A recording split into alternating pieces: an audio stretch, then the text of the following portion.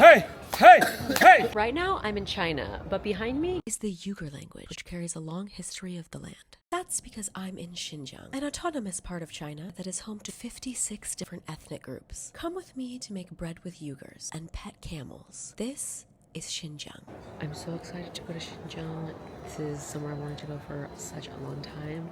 Let's get on that plane and get there. We're flying into the airport Yining. It was a few hours of flight from Xi'an, but... Welcome to Xinjiang!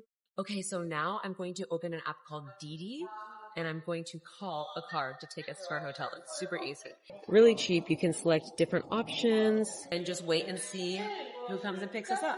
Oh, and I think we already got a car. All right, let's get out of here and let's go find the car so we can head into the city.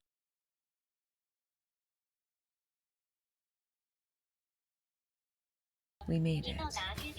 So far, I'm just feeling like this part of Xinjiang is really calm and beautiful. I mean, this is the entrance to our hotel. Got our room cards, and so now it's time to actually head to the hotel room, and they're putting us in this golf cart. One thing about China is that the hotels are really nice. Always feels like everything is super modern and everything is very clean. So at first they brought us a knife and fork because they think we can't use chopsticks, but little do they know we're gonna have to prove ourselves. There are two people who are going to be taking care of us while we're here and helping us translate. We've been given 2 sets of chopsticks, and one of them is to grab the food on the table and the other one is to eat. So we ordered a few things and used translation, but I had never expected for this crazy thing to come out for shrimp tea, or maybe it's called tea shrimp, but it is quite literally tea that you pour on top of the shrimp. And what is the cup for? Maybe you can just put the tea and cup and the shrimp just... Yeah. More? I've never seen anything like this, but I cannot wait to try it. Also got mapo tofu and then some beans. It's tofu made by fish. Oh. Yeah. Ooh. Okay, well, it is day 2 and our first official full day in Xinjiang, and look at this crazy car that they have set up for us. There's even hot water in the car. But we have made it to the Cultural Tourism Center in the ancient city of Yili. There are tons of people here and lots of birds. Apparently people like to play with the pigeons here, but I did realize that they're actually selling pigeon food, so it makes sense. Behind me is the Grand Mosque of this area, and so we're gonna go check it out. This is something that people might not know about China, is that there are actually a lot of Muslims here. And this is the Imam of this mosque. He's here to show us and explain us all of the history about this particular mosque.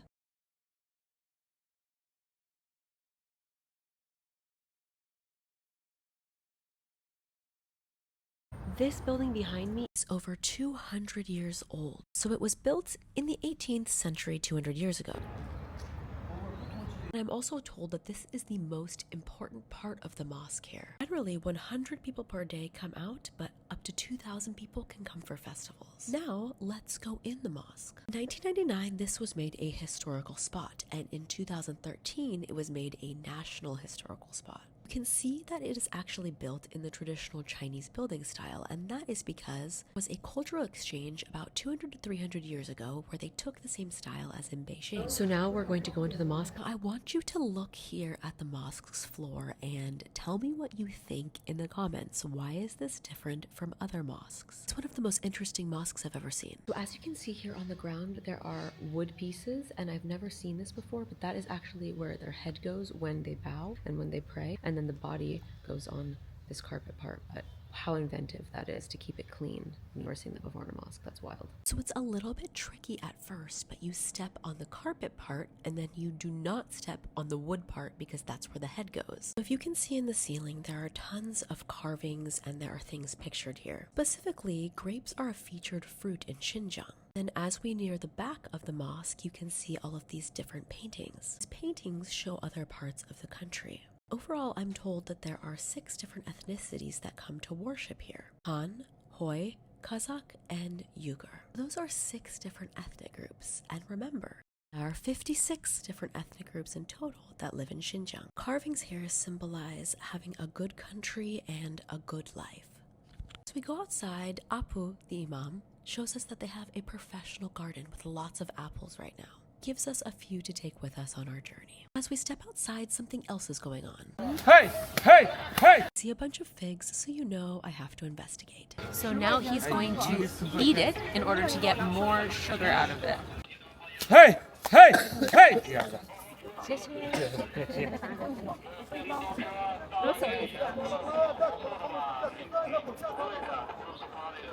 Bakar mısın bazağımaydı? Ya. So this one is from the north of Xinjiang. So we're going to try this one next. This mural behind me is to signify the different ethnic groups in China. And there are 56 ethnic groups in China. You remember earlier when I was talking about different ethnicities? Well, here is a visual representation of that. But now let's get into a little bit of history, shall we? About the Silk Road and about Xinjiang. Now we are going to go in a 7D movie. We're strapped in. Ah! Okay, brace yourselves. I'm only going to show you a little bit, but this was crazy.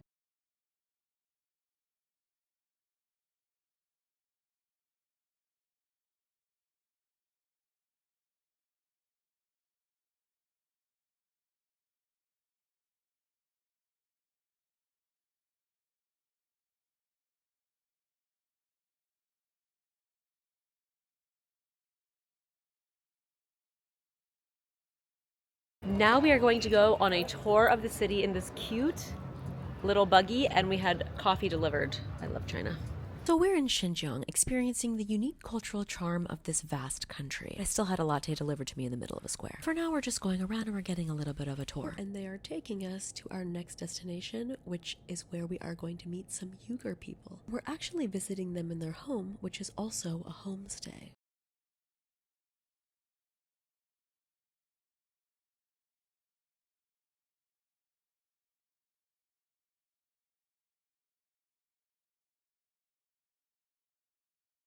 We are here at a Uyghur house and they prepared this incredible spread for us. I'm so excited to dive in.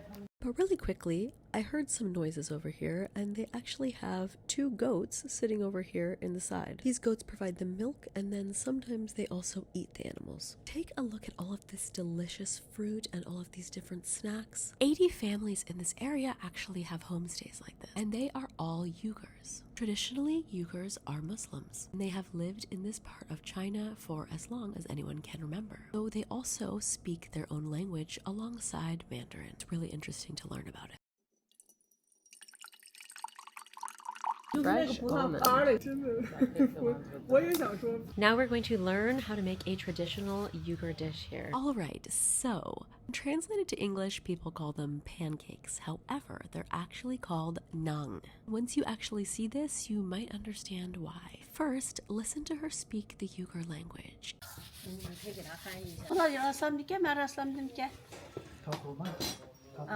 Okay, now it is our turn to try and make some nang.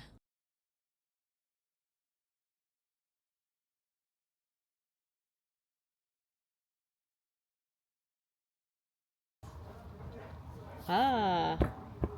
Oh, wow. Now we're going to use this device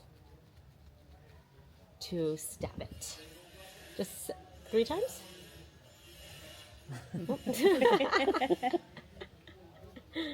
Oh, that's beautiful. So he put the first one in there, and then I decided, I can do that.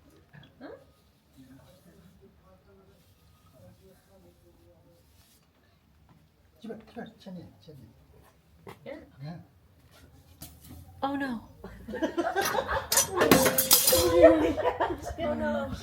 But maybe not. And apparently now that's going to be goat food. Damn it. Sorry. Never mind. No, it's okay. I will not do the next one. Okay, well, this is how they are supposed to look, stuck on the side there, cooking. This is how the master does it, literally just sticking his entire arm in the oven and putting it on the side. I think I will stick to letting him put them on the inside of the oven from now on. This bread that we are cooking is called naan, and it's kind of interesting because that's very similar to the word naan, which is an Indian word, and it definitely means that the word has been passed through the Silk Road, through different ethnic groups, and people have interpreted it in different ways. Now we're going to try, basically they're calling it the Uyghur pizza. And these are the breads finely baked. 跟我不一样。 Look 对 at what 我们 we 是幸福的，光 对 舌尖上就很幸福。 Smells so good. I definitely made this one because it's not perfect. Yo maker, yo life. So this is a little bizarre but very interesting. Traditionally, you eat this Uyghur bread with watermelon.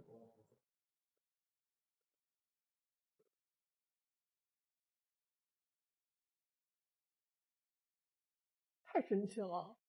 他们，你看，还有一个那个啥啊，细节。 Out here is the summer kitchen. So they cook out here during the summer because it's so hot. And then they also have a winter kitchen inside. In the Uyghur household, the animals actually stay below the house and they can warm things in the winter. But there are 3 parts to this house, one for daily life, one for recreation, and one for living. They grow a lot of their own fruits and vegetables as well. Let's go explore the inside of their house. So cute. Obviously, we're going to take off our shoes before we go in the house. As you can see, the house itself is incredibly intricate. There are so many beautiful details. One thing about Uyghurs is that they have a specific craft of carpet making. Now, on the Silk Road, obviously silk was transported, and so silk is used to make a lot of these different carpets.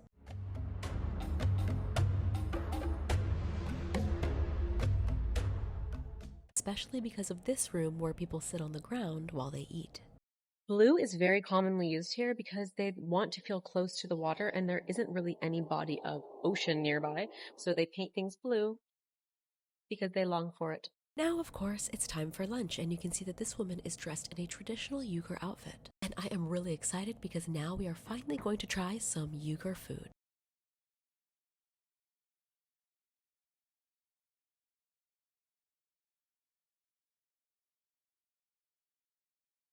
Now, let's start off with some tea, of course. They actually have put mint in the tea. Okay, well, look at all these dishes. You might not guess what some of these are, and okay, ignore the salad. The dish to the left is actually made from wheat. We have some vegetables, and then that other thing is potato. Different from Chinese food we normally see in the West. Now buckle in for another ride because this is such an interesting experience that I never would have thought I would be at. This is an accordion museum, and it is the largest collections of accordions in the entire world. There are quite literally thousands of accordions here. And lucky us, now we're going to have a performance from a group of people playing accordions.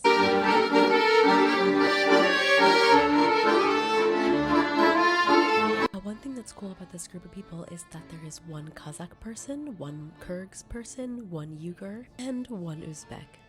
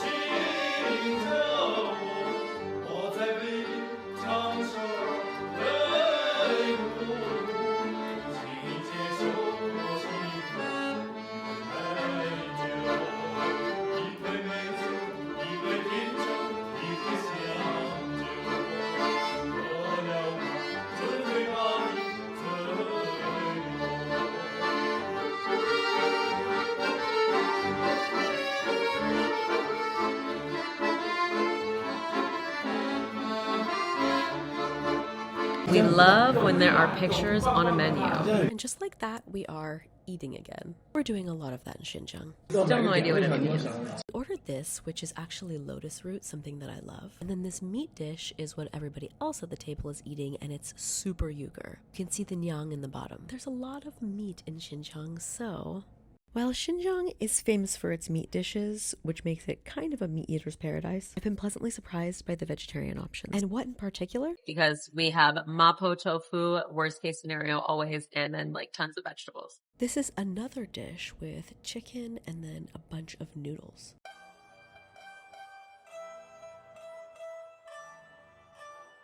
All of a sudden, out of nowhere, this guy starts dancing.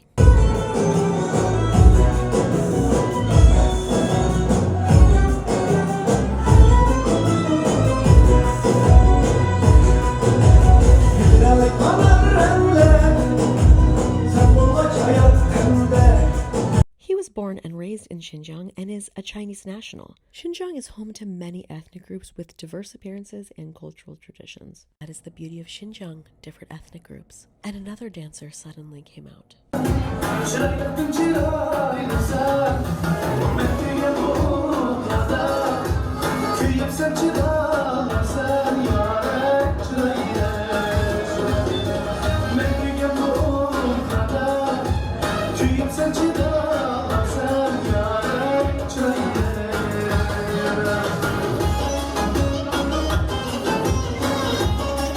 I hope you've had fun exploring Yining with me, and I can't wait to show you what I get into next in Xinjiang.